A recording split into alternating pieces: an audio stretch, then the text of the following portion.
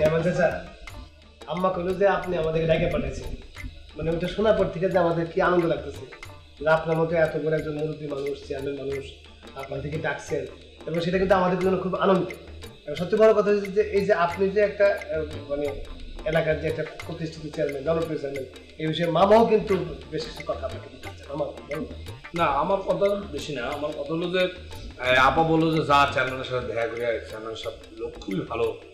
তো আমারও খুব ইচ্ছা ছিল আপনার সাথে দেখা করার, কারণ আপনার মতো একটা পবিত্র চেয়ারম্যান আমার চোখে খুব কম। মানে আমাদের মাঝে মাঝে মনে হয় কি যে ওনার মতো একটা চেয়ারম্যান যদি প্রত্যেকের ঘরে ঘরে থাকতো, মানে প্রত্যেকটা গ্রামে গ্রামে থাকতো, প্রত্যেকটা ইউনিয়নে থাকতো, দেশটাই সুন্দর হয়ে যেত। কিন্তু কিছু সংখ্যক চেয়ারম্যানদের যেসব কাহিনী আমরা শুনি, দেখি না শুনছি, এরকম শুনছি, গ্রাম চুরি করে, তেল চুরি করে, তারপরে টিন চুরি করে, তারপর চাল চুরি করে, মানে ত্রাণের সামগ্রী চুরি করে। এইসব শোনার পর থেকে মানে আমার ভাবতে ইচ্ছা করতেছিল যে আমি তাহলে এই চেয়ারম্যানটা দেখে আসি। আপনাকে দেখে মনে হইতেছে আপনি সেই টাইপের চেয়ারম্যান না, আপনার একটা তুমি তো এটা জানোই না। কোনটা?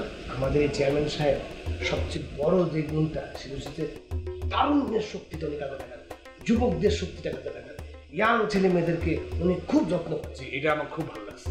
এই থামো, তোমাকে দুজনের কি আইসা এগুলো বকবক করতে বলা হয়েছে? হ্যাঁ চেয়ারম্যান সাহেব, আপনি তাদেরকে জিজ্ঞাসা করেন তারা কি করছে। তুমি চুপ করো, আর কি কথা বলো? এত যুদ্ধেরা আমার সঙ্গে ঘুরে বেড়াচ্ছ, আমার সঙ্গে চলাফেরা করতেছো, কোনো সময় আমার নিয়ে প্রশংসা করছো, কত সুন্দর প্রশংসা করতেছো। একটা কেউ সঙ্গে প্রশংসা করলে বুঝতাম যে না তুমি একটা কথা বলছো। সে কি? উনি আমার সাথে থাকে, আমার ডাইন হাত বলতে পারো। ও আচ্ছা আচ্ছা, কিছু ডানা থাকে খারাপ টাইপের, এটার জন্য চেয়ারম্যানদের সমস্যা হয়। অনেক সময় হয় কি যে মাসের চেয়ে কঞ্চি ভারী হয়ে গেলে দেখবে যে তাদের জন্য কিন্তু পরে আপনাদের সমস্যা। তাই আমি যেটা বলতে চাইছিলাম, চেয়ারম্যান সাহেব আপনি কিন্তু হারা যাইতেছেন চেয়ারম্যান সাহেব। তোমার একদিন বলছি না, তোমার একদিন বলছি না আমি যখন কথা বলবো কথা না কথা বলবো না। আপনি থাপড় না, থাপড় না, সব বলছি। হাত থাকতে আপনি কেন মুখ দিয়ে বলেন? আর খবরদার এই ধরনের কথা বলবো না। আসলে যেটা বলতেছিলাম সেটা হলো যে ভাগ্নে যেটা বললো যে তারুণ্য যুবকদের কথা, মানে আপনার ভিতরে একটা যুবক ব্যাপার আছে। আপনি পান খান কেন? পান ফলাই দেন, ওনার কাছে পান দিয়ে দেন। আরে পান খাবেন কেন? পান খাবে পুরো লোকেরা। পান খাবেন না। আর আপনি একটা কথা বলি চেয়ারম্যান স্যার, একটা কথা মনে করেন, আপনি এইটা কেটে ফেলেন, আপনি তো এখন ইয়াং আছে। হ্যাঁ, আপনার কি সুন্দর লাগবে, শুধু সেলুনে গিয়ে চুলটা কলম করে নেবেন।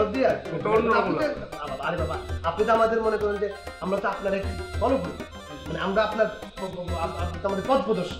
পথ প্রদর্শন মানে কি? আমার ধারণা যদি আপনি চুলদারি ঠিক মতন দাঁড়িয়ে তো নাই, মোস্তা কাইটা চুলটা কলম দিয়ে যদি আপনি থাকতে পারেন এভাবে, আপনি আগামী 20 বছর মধ্যে অটো চেয়ারম্যান থাকবেন। আমরা কিছু খাবো না। না না, তোমরা আসলেও মনে করছিলে তো তোমাদের শাসন করো, এখন শাসন কি, এখন তো তোমাদের সোহাগ করতে ইচ্ছা। ওই তো শাসন করা তারই সাথে সোহাগ করেছে। আপনি অবশ্যই আপনি শাসন করে সোহাগ করবেন। এই যে আমাকে কি পরিমাণ সোহাগ করে আমার বাবা, আদর করে, স্নেহ করে, মায়া করে, শাসন করে। যাই আমরা কিছু খাবো না, আমরা যাই। আমাকে নিয়ে যা। না না না, বললাম তো 3 বার বলছি খাবো না। তারপরে এমনি ইয়ে করে দিন, স্লাইস করে দিন, আস্তে আমার খাওয়া খাই দেবে। কাটা চামচ থাকলে কাটা চামচ নিয়ে আটি দিয়ে না, আপনি আসবেন, আপনি আটি ছাড়া নিয়ে এসে যান, তাই আসেন কেন? শোনো, তোমরা কিন্তু কারোর দুষ্টমি করো না, কারো ত্যাগ তো করো না, সবাই তোমাদের ভালো বন্ধু, সবার কাছে ভালো পাত্র হয়ে যাবে।